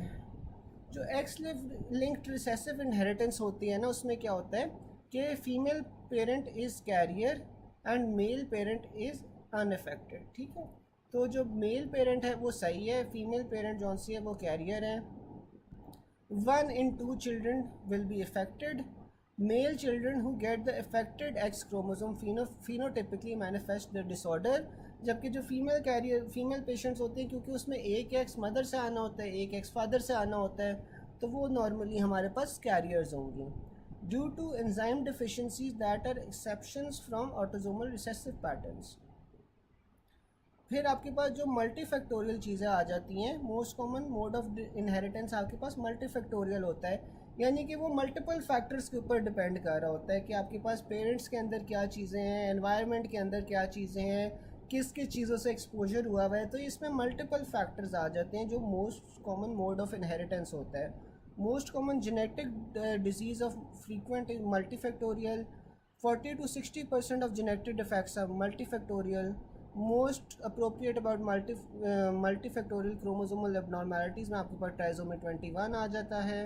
मोस्ट कॉमन मेंडेलियन डिसऑर्डर आपके पास ऑटोसोमल रिसेसिव होता है। ठीक है, फिर आपके पास ऑटोसोमल डोमिनेंट में क्या हो रहा होता है, इनकम्प्लीट पेनिट्रेंस हो रही होती है। ऑटोसोमल डोमिनेंट में 50% ऑफ चिल्ड्रन आपके पास इफ़ेक्ट होंगे। Autosomal dominant is different from autosomal recessive. क्यों? क्योंकि जो आपके पास ऑटोसोमल डोमिनेंट होता है उसमें हेट्रोजाइगस इफेक्ट हो रहा होता है, लेकिन जो ऑटोसोमल रिसेसिव है उसमें होमोजाइगस इफेक्ट हो रहा होता है। The offspring of effective parent is 50% by chance of developing disease, there is no carrier. तो ये आपके पास ऑटोसोमल डोमिनेंट ट्रेट होगी। फिर at counselling the thalassaemia minor mother who has thalassaemia major baby, she should be told that the chances of baby being affected with each pregnancy 25% chances है कि वो major होगा, 50% चांसेस है thalassaemia minor होगा, 25% chances है कि वो normal होगा। ठीक है, अब ये पैटर्न देख के मुझे भी बता सकता है कि जो थैलेसीमिया है वो किस तरह का डिसऑर्डर है। थैलेसीमिया किस तरह का डिसऑर्डर होगा आपके पास?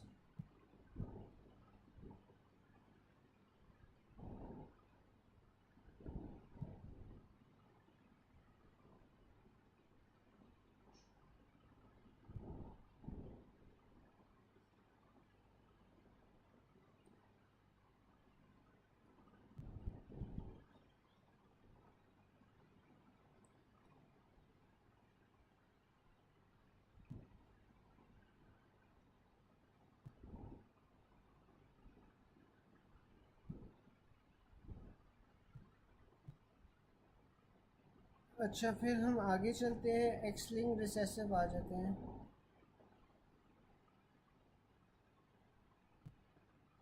ठीक है, ऑटोसोमल रिसेसिव होगा पेज नंबर 202 का थर्ड पॉइंट। एक सेकेंड,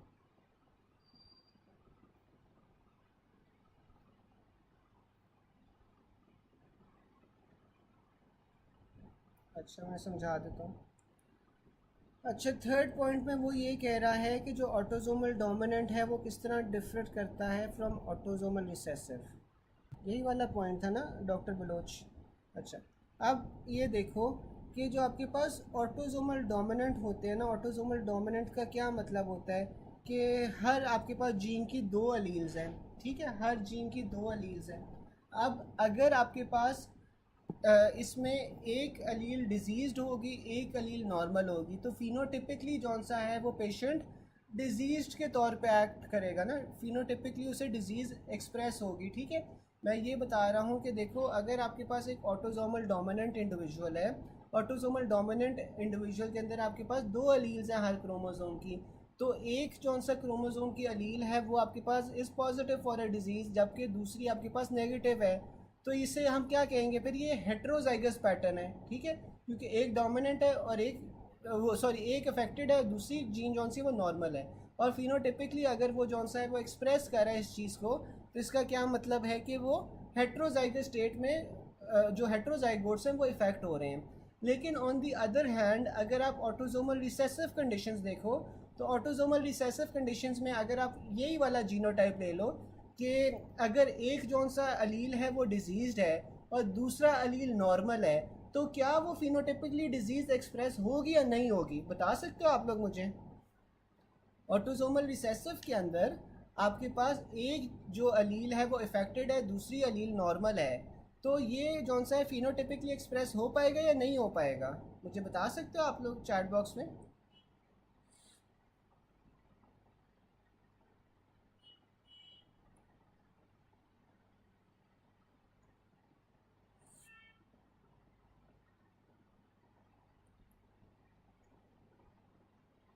नहीं होगा ना, नहीं होगा, क्योंकि जो आपके पास ऑटोसोमल रिसेसिव है उसके लिए क्या होना चाहिए कि दोनों के दोनों अलील्स जौन से हैं वो एक्सप्रेस होंगे, या दोनों के दोनों जो अलील्स हैं वो आपके पास अफेक्टेड होंगे तभी वो एक्सप्रेस करेंगे। अब अगर आपके पास दोनों अलील्स अफेक्टेड होंगे तो उससे फिर हम क्या कहेंगे, that is a homozygous state, ठीक है, क्योंकि जो दोनों अलील्स हैं वो एक ही जैसे हैं, और जब दोनों अलील्स जो आपके पास अफेक्टेड है वो तब आपके पास आएंगे जीनोटाइप के अंदर, तो तभी आपके पास वो फिनोटिपिकली डिजीज़ एक्सप्रेस करेगी, ठीक है। तो ऑटोसोमल रिसेसिव में क्या हुआ कि आपके पास होमोजाइगस जौन से होते हैं वो इफेक्ट होते हैं लोग, और जो ऑटोसोमल डोमिनेंट है उसमें आपके पास हेट्रोजाइगस लोग इफेक्ट होते हैं, कि अगर आपके पास एक अलील डैमेज है दूसरी अलील सही है तो तब भी वो फिनोटिपिकली एक्सप्रेस करेगा, तो ये हेट्रोजाइगस कंडीशन होती है, ठीक है। डॉक्टर बलोच समझ आ गई?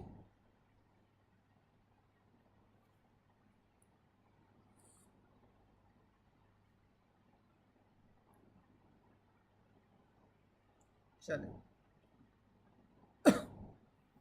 फिर आपके पास आ जाता है X linked recessive, which blood disease of a mother can pass on only to son if she is carrier. तो ये आपके पास हीमोफीलिया होती है, ठीक है ना। आपको पता है कि हीमोफीलिया जौन सी होती है वो अमूमन मेल्स को इफ़ेक्ट करती है, ठीक है, क्योंकि वो आपके पास एक्स लिंक्ड रिसेसिव डिजीज़ है। अ pregnant female carrier of haemophilia considering it an X-linked recessive, which information will be most beneficial on chronic villus sampling। तो इसमें आपके पास साइटोजेनिक abnormalities आती हैं, autosomal recessive disorder like Fanconi anemia, ataxia, telangiectasia are labeled as chromosomal breakage syndrome। this mean इसके अंदर defective DNA repair होता है, ठीक है। आपको पता है कि जब डीएनए होता है इसके अंदर आपके पास रिपेयरिंग प्रोटीन्स होती हैं, जो डीएनए अगर डैमेज कहीं से हो जाए तो उसे रिपेयर करती रहती हैं। तो इन कंडीशंस के अंदर आपके पास जो डीएनए रिपेयर वाली प्रोटीन्स होती हैं वो डिफेक्टिव हो जाती हैं। फिर आपके पास आ जाता है which of the following can be transferred from mother to child. तो आपके पास जो माइटोकॉन्ड्रियल डीएनए है ना वो आपके पास मदर से बच्चे के अंदर ट्रांसफ़र होता है, ठीक है। फिर अगला पॉइंट हमारे पास आ जाता है which of the following is autosomal dominant. तो आपके पास वो एकॉन्ड्रोप्लेजिया होता है, ठीक है। जो एकॉन्ड्रोप्लेजिया होता है दैट इज़ ऑटोसोमल डोमिनेंट। फिर आपके पास ऑटोसोमल डोमिनेंट डिसऑर्डर्स में कौन कौन से आ रहे हैं, इसका निमोनिक उसने बताया हुआ है, arrogant, Marfan, hunts, vulnerable families. तो इसमें आपके पास अडल्ट पॉलीसिस्टिक किडनी डिजीज़ है, मार्फन सिंड्रोम है, हेरिडिटरी स्फेरोसाइटोसिस है, न्यूरोफिब्रोमाटोसिस है, ट्यूबरस स्क्लेरोसिस है, वॉन हिप्पन-लिंडाउ डिजीज़ है, फेमिलियल हाइपरकोलेस्टेरोमा है। ये सारे आपके पास जौन से हैं ऑटोसोमल डोमिनेंट डिसऑर्डर्स हैं, ठीक है।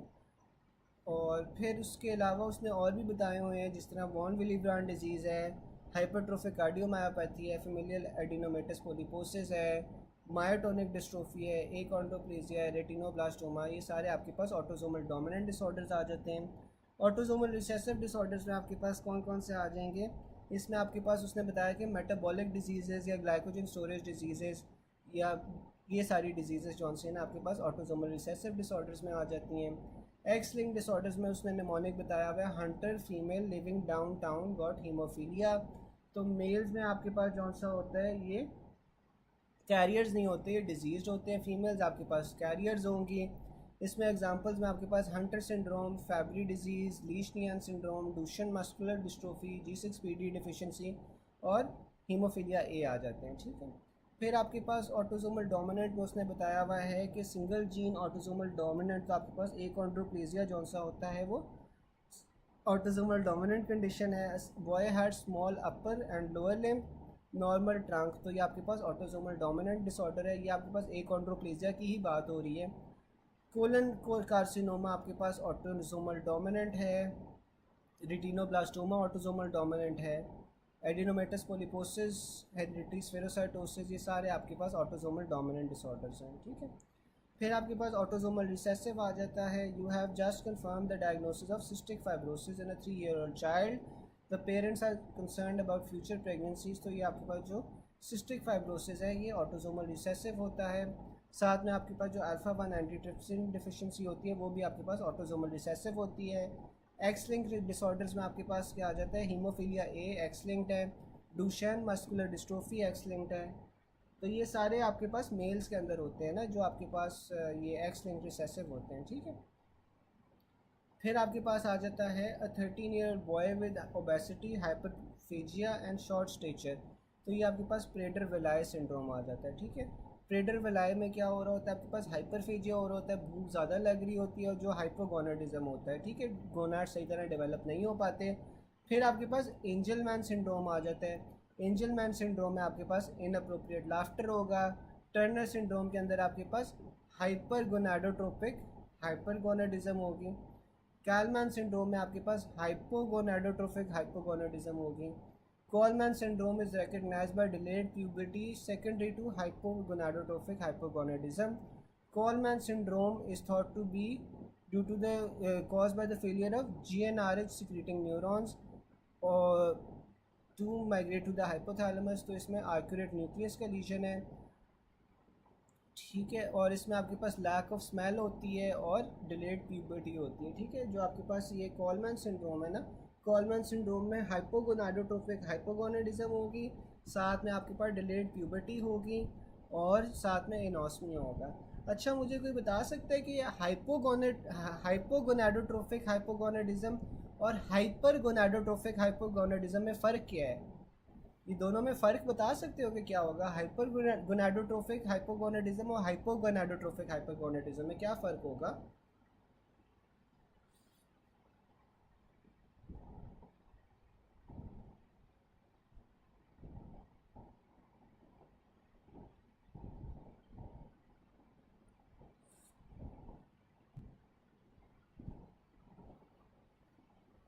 कोई बता सकता है?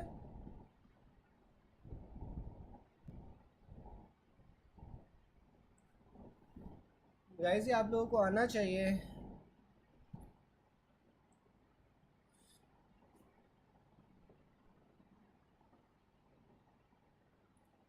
लेकिन ये हाइपर और हाइपोगोनाडोट्रोफिक हाइपोगोनाडिज्म में क्या फ़र्क होगा?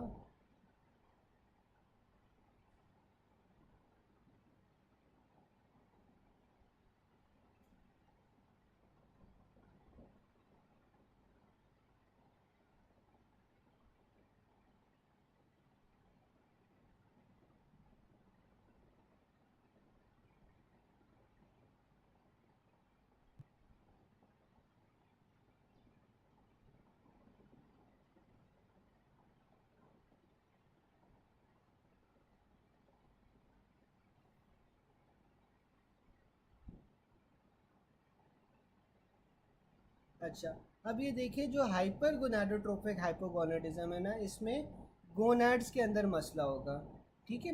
इसमें गोनाड्स के अंदर मसला होगा which fail to produce adequate amount of sex hormones, और इसमें जो FSH LH के लेवल्स होंगे जो ना पिट्यूटरी से रिलीज़ हो रहे हैं, वो आपके पास जौन से हैं वो एलिवेटेड होंगे या नॉर्मल होंगे, ठीक है। लेकिन इसमें गोनाड्स में मसला आ रहा है, ठीक है। ये आपके पास टर्नर में क्लाइन फिल्टर में यही हो रहा होता है ना, कि जो गोनैड्स हैं वो सेक्स हार्मोन्स प्रोड्यूस नहीं कर पा रहे, लेकिन जो पिट्यूटरी है वो FSH LH वगैरह सारा कुछ रिलीज़ कर रहा है, ठीक है।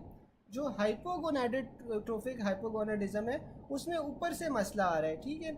उसमें ऊपर से जो हार्मोन्स ने आना है वही कम आ रहे हैं, जिस वजह से आपके पास फिर हाइपोगोनाडिज्म हो रहा है। तो ये दोनों में फ़र्क होगा।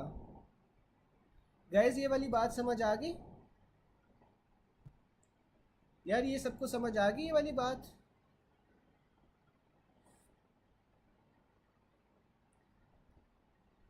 बिल्कुल, ठीक है। फिर आपके पास आ जाता है which of the following is most common complication of total parenteral nutrition. तो ये आपके पास क्या होता है, हाइपरग्लाइसीमिया। तो जब आप टोटल पेरेंटल न्यूट्रिशन दे रहे होते हो ना, कि सारा का सारा खाना आप आईवी के थ्रू दे रहे होते हो, तो इसमें आपके पास जो सबसे कॉमन कॉम्प्लिकेशन होती है वो हाइपरग्लाइसीमिया होती है। A patient was on total parenteral nutrition and he had purpura. तो ये आपके पास क्या रीज़न होगी, विटामिन के की डिफिशिएंसी होगी, जिस वजह से परपुरा हो रहा है, क्लॉटिंग नहीं हो पा रही। फिर आपके पास आ रहा है जो टोटल पेरेंटल न्यूट्रिशन है वो कॉन्ट्राइंडिकेटेड होती है अनकंट्रोल्ड डायबिटीज़ में, क्योंकि ये आपके पास हाइपरग्लाइसीमिया करवा रही होती है। इसमें आपने अनकंट्रोल्ड डायबिटीज़ को प्रेफर करना है ओवर लिवर फेलियर। फिर आपके पास आ जाती है patient on ICU had CVP line in subclavian veins for the last 10 days on parenteral nutrition. He develops fever, blood CP shows cluster of gram positive cocci. अच्छा, अब मुझे ये कोई बता सकता है कि उसने ड्रग ऑफ चॉइस तो दे दिया ऑर्गेनिज्म का कि वैंकोमाइसिन है, लेकिन जो आईसीयू के अंदर मरीज़ होते हैं जिन्हें सीवीपी लगी होती है, उसके अंदर कौन सा ऑर्गेनिज्म होता है जिसके खिलाफ आप वैंकोमाइसिन दे रहे हो, ये कोई बता सकता है? ये कोई बता सकता है कि ये कौन से ऑर्गेनिज्म के खिलाफ हम वैंकोमाइसिन दे रहे हैं? बिल्कुल, एमआरएसए के खिलाफ हम दे रहे होते हैं, ठीक है। फिर आपके पास आ जाता है a lady who had colostomy वो started on total parenteral nutrition, तो उसके अंदर हाइपरग्लाइसीमिया होगा। Nutritionist will advise intake of which food for vitamin, तो आपने ग्रीन वेजिटेबल्स के अंदर सबसे ज़्यादा विटामिन होते हैं। फिर आपके पास आ जाता है severely burned hypoperfusion shock and increase viscosity after 24 hours due to loss of proteins. तो जब आपके पास बर्न पेशेंट्स होते हैं उनके अंदर प्रोटीन्स की कमी हो जाती है, जिस वजह से आपके पास शॉक होती है, हाइपर इंक्रीज विस्कोसिटी होती है, ठीक है। इन 40% deep burn cases iron loss during cause decrease in potential. तो आपके पास बर्न पेशेंट्स के अंदर क्योंकि डिहाइड्रेशन हो रही होती है तो इस वजह से हाइपोनेट्रीमिया होता है। आफ्टर बर्न विच मेजर कॉम्प्लिकेशन, तो आपके पास वो कॉन्ट्रैक्चर होता है जो सबसे कॉमन होता है। इन बर्न्स प्रोटीन कौन सी डिफिशेंट होती है, एल्बुमिन डिफिशेंस होती है। Metabolic derangements common to protein patients in burns, तो आपके पास वो हाइपोनेट्रीमिया हो रहा होता है। ये सारे वही सिनेरियोज हैं, इसमें कुछ देख लेते हैं। अगर डिफरेंट हो, burn patient scenario was given in correction of hypokalaemia IV vitamin K दी हुई है, ठीक है। तो जो आपके पास पोटेशियम है वो किस तरह सेल्स के अंदर एंटर होती है, सोडियम पोटेशियम एटीपीएस के थ्रू एंटर होती है, ठीक है। और patient with severe burn came to ER on examination he has oedema this which is most excuse me patient with severe burn came to ER. On examination, he has edema, which is most likely due to capillary permeability. At which temperature hot and burning sensation of skin is felt, तो आपके पास वो 45 degree से ऊपर आपके जो ANSI होती है ना, हॉट और बर्निंग सेंसेशन फील होती है। A man with 70 degree burn in ICU developed bleeding diathesis hypotension tachycardia, तो डायग्नोसिस क्या बन रहा है, DIC बन रहा है। Skin burn prevention of contractures को जो प्रिवेंट चीज़ कर रही होती है ना, वो ग्लूकोकॉर्टिकॉइड्स होते हैं जो स्किन कॉन्ट्रैक्चर्स को प्रिवेंट करती है, ठीक है। Ketamine is used in anaesthetic in repeated dressing of burn patient, क्योंकि इसका प्रोफाउंड एनर्जेसिक इफेक्ट होता है। Young child history of burn got treatment after 24 hours he develop oedema due to endothelial retraction. अच्छा, फिर आपके पास आ जाता है क्वाशियोकर और मरासमस के डिफरेंसेस। अब जो आपके पास क्वाशियोकर होता है, इसमें आपके पास क्या हो रहा होता है, प्रोटीन माल न्यूट्रिशन होती है जिस वजह से आपके पास स्किन लीजन्स हो रही होती हैं। एडिमा होता है क्योंकि आपके पास प्रोटीन माल न्यूट्रिशन है, तो प्रोटीन जो सी होती हैं वो प्लाज्मा ऑन्कोटिक प्रेशर को मेंटेन करके रख रही होंगी। तो अगर प्रोटीन्स नहीं होंगी तो प्लाज्मा ऑन्कोटिक प्रेशर कम हो जाएगा, जिस वजह से आपके पास फिर एडिमा होगा, ठीक है। लिवर मैल फंक्शन होगा, फैटी चेंजेस प्रेजेंट होंगे ड्यू टू डिक्रीज एपोलाइपोप्रोटीन सिंथेसिस। क्वाशियोकर के अंदर आपके पास मून फेज होता है, माइल्ड रिटार्डेशन होती है। अब्डोमेन जो सा है वो प्रोट्रूडेड है। साथ में आपके पास क्लिनिकल पिक्चर के अंदर small child with swollen abdomen. Mnemonic में आपके पास क्या आ रहा है, प्रोटीन डिफिशिएंट मील्स आ रहे हैं। मील्स में क्या क्या आ रहा है? एम से मैल न्यूट्रिशन है, ई से एडीमा है, ए से अनीमिया है, एल से लिवर में फैटी चेंजेस है, स्किन लीजन्स है जिनमें हाइपर केराटोसिस और हाइपर पिगमेंटेशन आ जाती है। फिर आपके पास मरासमस आ जाती है। मैं बता देता हूँ डॉक्टर बलोच, ये पढ़ के ना मैं बता देता हूँ। फिर आपके पास मरासमस आ जाती है। मरासमस में आपके पास क्या होती है? प्रोटीन एनर्जी माल न्यूट्रिशन होती है। इसके अंदर एडीमा नहीं हो रहा होता है, इसमें कैलोरीज का डेफिसिट होता है, ठीक है। तो इसमें आपके पास कैलोरीज का डेफिसिट होता है। और इसमें आपके पास जो मरासमस होता है, इसमें ओल्ड मैन अपेयरेंस होती है, बूढ़े बंदे की तरह अपेयरेंस होना शुरू हो जाती है। स्किन रिटार्डेशन होती है, एब्डोमेन श्रंकन होता है। और निमोनिक में इसमें marasmus result in muscle wasting हो रही होती है, ठीक है। अब मरासमस के अंदर आप पिक्चर में देखो कि नॉर्मल हेयर है, ओल्ड मैन और विंकल्ड अपेयरेंस है, थिन लिम्स है जिसके अंदर आपके पास लिटिल मसल या फैट और अंडर वेट बॉडी है। जबकि क्वाशियोकर के अंदर आपके पास अडीमा प्रेजेंट है, स्पार्स हेयर है, मून फेस है, और स्किन चेंजेस आपके पास आते हैं, हाइपर केराटोसिस और हाइपर पिगमेंटेशन, स्वोलन एब्डोमेन है, थिन मसल्स हैं लेकिन इसमें फैट प्रेजेंट है, ठीक है।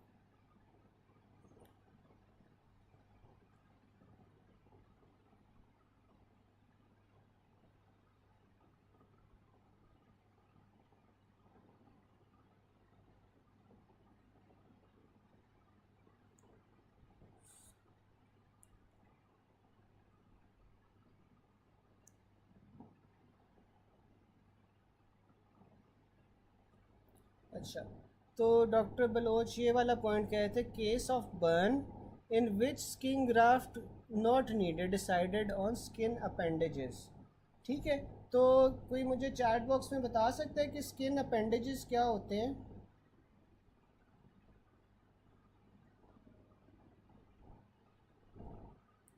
ये मैंने आप लोगों को बताया हुआ है कि स्किन अपेंडेजेस क्या होते हैं, अगर कोई रिकॉल कर सके कि स्किन अपेंडेजेस क्या होते हैं।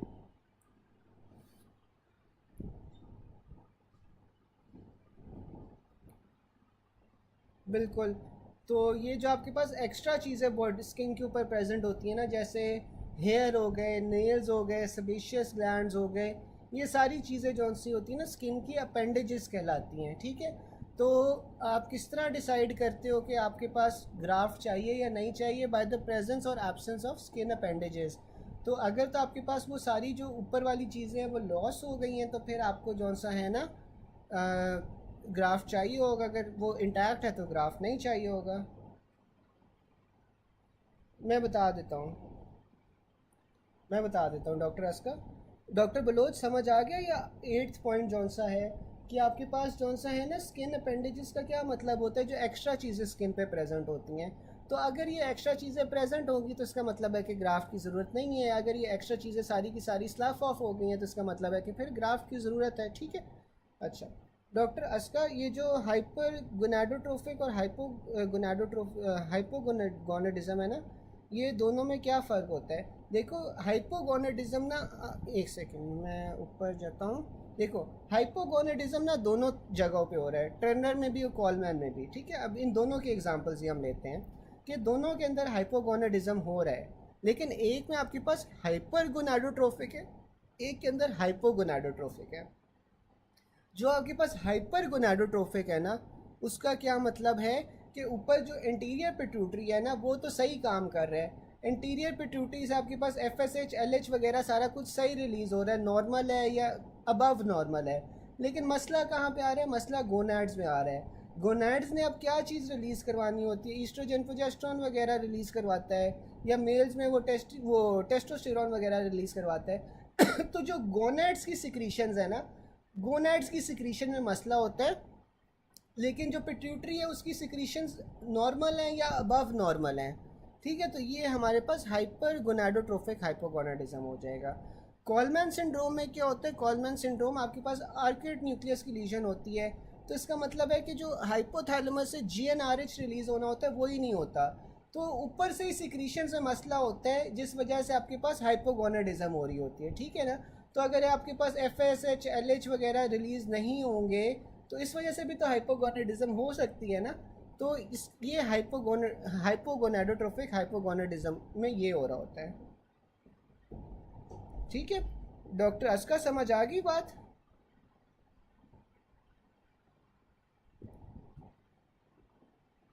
डॉक्टर अस्का समझ आ गई?